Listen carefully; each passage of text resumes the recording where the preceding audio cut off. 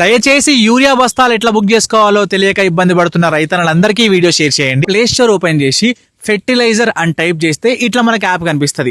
దాన్ని ఇన్స్టాల్ చేసుకున్నాక ఫస్ట్ మనం ఏం చేయాలంటే కుడి సైడ్ పైన కనిపిస్తున్న ఇంగ్లీష్ భాషని తెలుగు కింద మార్చుకోవాలి. 5 ఆప్షన్లు కనిపిస్తాయి. దాంట్లో రైతు అనే ఆప్షన్ ఎంచుకోవాలి. కింద మన పట్టాదారు పాస్బుక్ లింక్ అయిన ఫోన్ నెంబర్ ని ఎంటర్ చేసి ధృవీకరించుకుంటే మనకు సంబంధించిన జిల్లా పేరును సెలెక్ట్ చేసుకోమంటది. జిల్లాను సెలెక్ట్ చేసుకున్న తర్వాత ఓటీపీ పంపండి అనే ఆప్షన్ పైన క్లిక్ చేయాలి.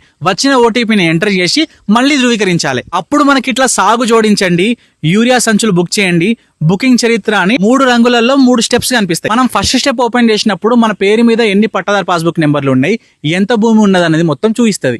అయితే మనకున్న మొత్తం భూమిలో ఎంత భూమిని సాగు చేయబోతున్నాము, ఏ పంటను సాగు చేయబోతున్నాము అనే వివరాలని ఎంటర్ చేసి ప్రకటించాలి. సీజన్ కి ఈ సాగు వివరాలని ఒక్కసారి నమోదు చేసుకుంటే చాలు. బుకింగ్ చేసుకునే ప్రతిసారి మళ్ళీ ఎంటర్ చేసుకోవాల్సిన అవసరం లేదు. రెండో స్టెప్ యూరియా సంచులు బుక్ చేసుకోవడం. దీన్ని మనం ఓపెన్ చేసిన తర్వాత మనకు సంబంధించిన పట్టాదారు పాస్బుక్ నెంబర్లు మొత్తం కనిపిస్తాయి.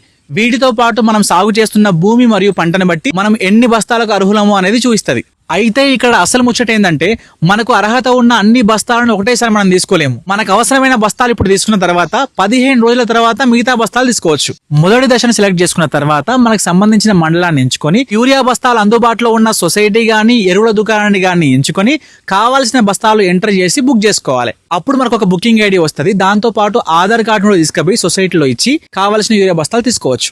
ఈ బుకింగ్ చేసే క్రమంలో మీకు ఎటువంటి